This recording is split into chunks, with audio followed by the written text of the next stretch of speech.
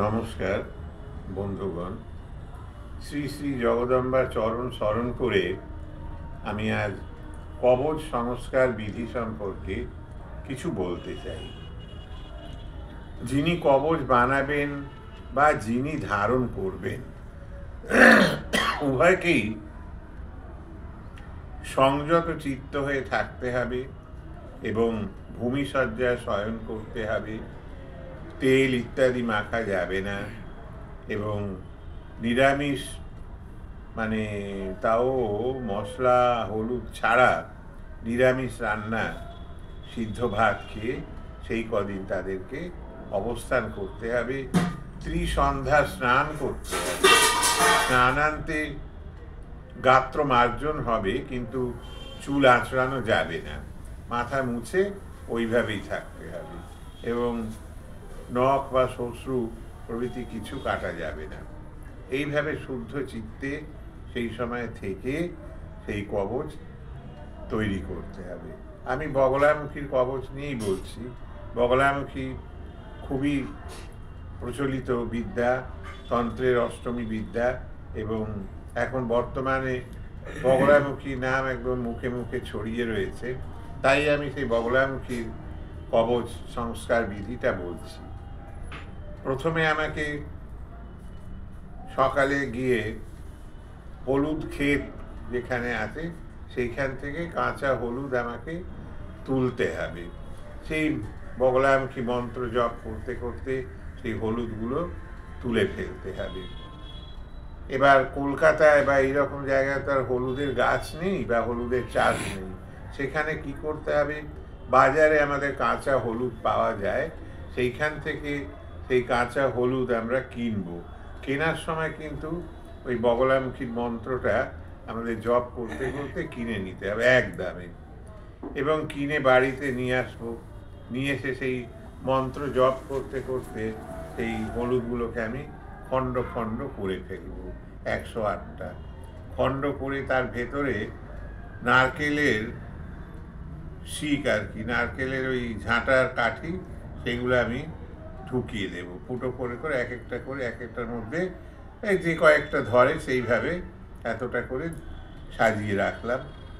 ওদিকে আমাকে চলে যেতে হবে গোয়াল ঘরে, যেখানে গরু আছে। সেরকম কলকাতায় গরু আছে, বহু জায়গায় পাওয়াও যায়। আমাদের এই দক্ষিণদাড়িতে লেক টাউনের দিকে রাস্তায় বহু গরু চড়ে। যাই হোক, সেই গরুর ওইখানে গিয়ে আমাদেরকে একটা মালসা নিয়ে বসে থাকতে হবে, বগলামুখী মন্ত্র জপ করতে হবে। কখন গরু মানে পায়খানা করবে এবং সে যখন পায়খানা করবে ওইটা ধরে নিতে হয়।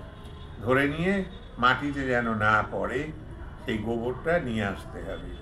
নিয়ে এসে তারপর সেই গোবরটাকে জল দিয়ে গুলে ওর মধ্যে ওই হলুদ যেগুলো আমরা রেখেছি ওটাকে সিদ্ধ করতে হবে। ওই সিদ্ধর সময় বগলামুখী মন্ত্র জপ করতে হবে। সিদ্ধ করে তারপরে ওই হলুদগুলোকে তুলে ফেলতে হবে। তুলে একটা ঝুড়ির মধ্যে করে শুকোতে দিতে হবে। শুকিয়ে গেলে তখন ওর ভেতরে অটোমেটিক একটা ছিদ্র হয়ে যায়, এবং ওই ছিদ্রর মধ্যে দিয়ে হলুদ সুতো আমাদের ঢুকিয়ে গ্রন্থি বেঁধে 108টা জপের মালা সেইভাবে তৈরি হবে। ওই বগলামুখী মন্ত্র জপ করতে করতেই এই কাজগুলো আমাদের করতে হবে। যেই জপ হয়ে গেল, তারপরে আমরা এবার বগলামুখীর কবচ তৈরি করব, এবং আমি পীত বস্ত্র ধারণ করতে হবে। সে যে পরবেন কবচ তার, এবং যিনি বানাচ্ছেন তাকেও পীত বস্ত্র ধারণ করে এবং ভূর্জপত্রের মধ্যে বগলামুখী যন্ত্রটা লিখতে হবে। ভালোভাবে লিখে এবং সুন্দরভাবে সেখানে দেখবেন যে একটা ডবল ওম আছে, তার ভেতরে যাকে কবচটা দেব তার নামটা ওখানে লিখতে হবে সাধ্য করে। সেই নামটা লিখে এবং কবচটি তৈরি হয়ে গেল, তারপরে ওটাকে আমি একটা আধারের মধ্যে ঢুকিয়ে দিলাম কবচে। সে রূপোরও হতে পারে, সোনারও হতে পারে, যার যেরকম সামর্থ্য সেই অনুযায়ী করা হলো। করে এবার এই কবচটাকে একটা তামার কুণ্ডের উপরে রাখলাম। রেখে ওইখানে আমি বগলামুখীর পুজো করতে হবে আমাকে। ষোড়শ উপচারে পুজো করব, ওই কবচের মধ্যে প্রাণ প্রতিষ্ঠা করতে হবে।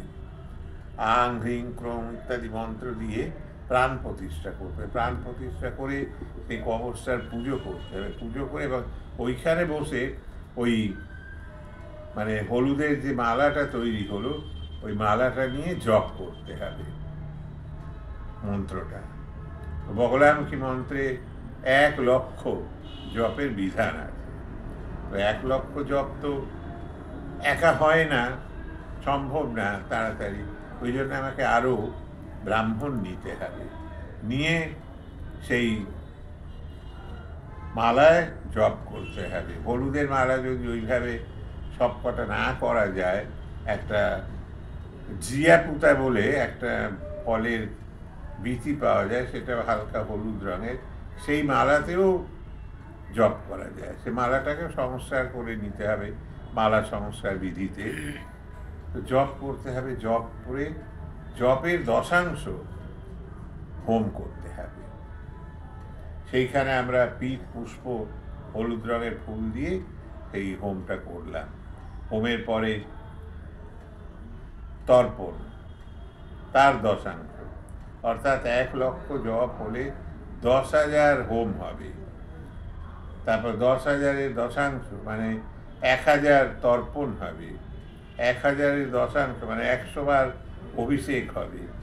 এবার অভিষেকের পর ব্রাহ্মণ ভোজন, 10 জন ব্রাহ্মণকে ভোজন করাতে হবে। করালে তারপর সেই কবচটি মানে ফলদায়ী হবে। এবার ওটাকে পঞ্চগব্য দিয়ে ভালো করে ধুয়ে ধূপ দেখাতে হবে কবচকে, দেখিয়ে আবার ওর মধ্যে হলুদ চন্দন টন্দন দিয়ে পূজা করে আবার ওটাকে উপরে জপ করতে হবে। কুশ ধরে জপ করে তখন সেই যে কবচটি তৈরি হলো সেটি মানে কথা বলবে। সেই কবচ মানে প্রচণ্ড শক্তিশালী এই বগলামুখী কবচ। এমনিতে তো অনেক শোনা যায় কবচ, কিন্তু সেটা তো সঠিক পদ্ধতি নয়। এইভাবে সেই কবচটি সংস্কার হবে। সংস্কার হবার পরে যাকে দেয়া হবে তাকে সেই কবচটা ধারণ করাতে হবে। ধারণ করিয়ে এবং তাকে তখন সেই দিনটা তাকে ওই নুন ছাড়া জিনিস ভক্ষণ করে থাকতে হবে। তারপরের দিন থেকে সে আবার রীতিমতো সমস্ত কিছু খাওয়া টাওয়া করতে পারবে, তাদের কোনো অসুবিধে নেই। এবার কবচ সম্পর্কে একটা ভ্রান্ত ধারণা আছে আমাদের জনসমাজে। তারা বলে যে কবচ পরে কি সব জায়গায় যেতে পারবো, শ্রাদ্ধ বাড়িতে যেতে পারবো, হসপিটালে যেতে পারবো। হ্যাঁ, তখন আমার বক্তব্য হচ্ছে যে কবচ পরে হসপিটালে যেতে পারবে না এরকম কোনো মানে বা কথা নেই।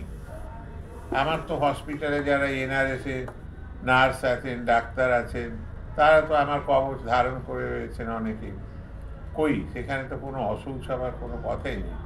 অশৌচ অর্থাৎ মানে যিনি ধারণ করবেন তার যদি কোনো জননাশৌচ বা মরণাশৌচ হয়, তার মানে জ্ঞাতির মধ্যে নিয়ে তিনি যদি কানে শোনেন, তখন সেই কবচটাকে খুলে একটা গঙ্গা জলের পাত্রের ভেতরে ওটাকে ডুবিয়ে রেখে দিতে হবে। ডুবিয়ে রেখে দিলে তখন সেই কবচটা আবার অশৌচ কেটে গেলে আবার ধারণ করতে হবে।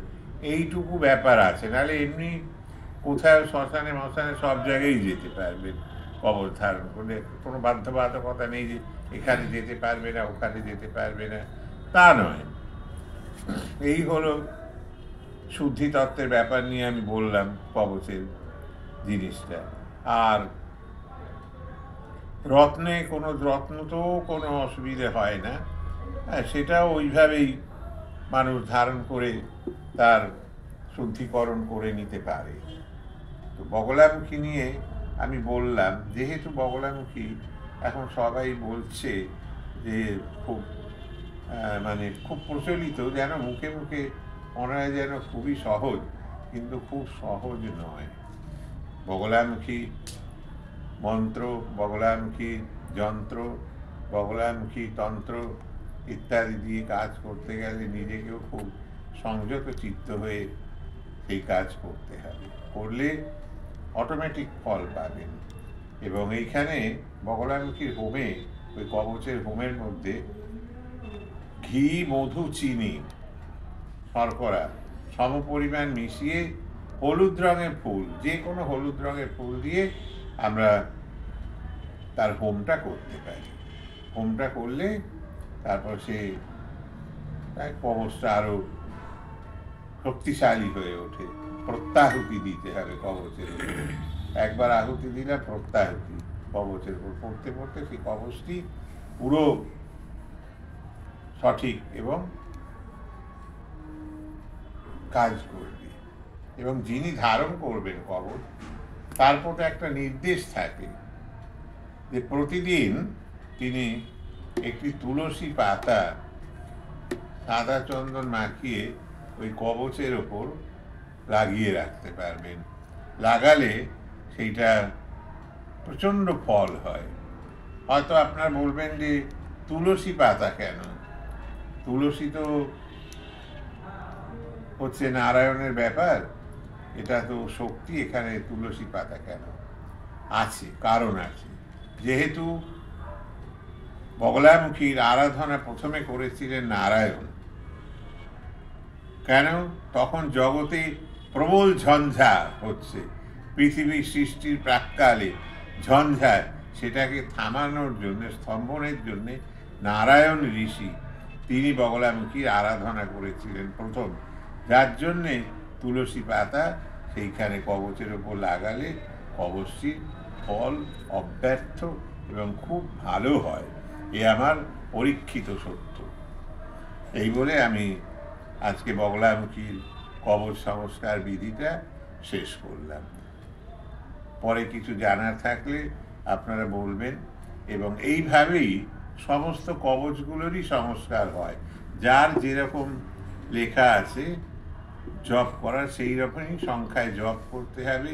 হোমের জিনিসগুলো আলাদা, যেটা মহামৃত্যুঞ্জয় বললাম সেটাও লক্ষ্য জপই আছে, মন্ত্রটা আলাদা আছে, এবং হোমের জিনিস আলাদা। সেটা হচ্ছে গুরুচি, অর্থাৎ গুলঞ্চ বলে একটা গাছের ডাল, তার খণ্ড খণ্ড দুগ্ধ মিশ্রিত করে হোম করতে হবে। তারা মন্ত্রের দ্বারা মিছরি, শীতফল, মিছরির খণ্ড দিয়ে হোম করতে হবে। এইভাবে এক একটার হোমের বিধি সবই এক, কিন্তু আহুতির দ্রব্যগুলো আলাদা আলাদা। আমরা সেইভাবে করলে কবচগুলো পূর্ণ ফলদায়ী হয়, এবং রত্নের চেয়েও কবচের শক্তি বেশি। রত্ন তার জায়গায় আছে, আর কবচ তার জায়গায়। এই বলে আমি জগদম্বার চরণে প্রণাম জানিয়ে আজকে শেষ করছি।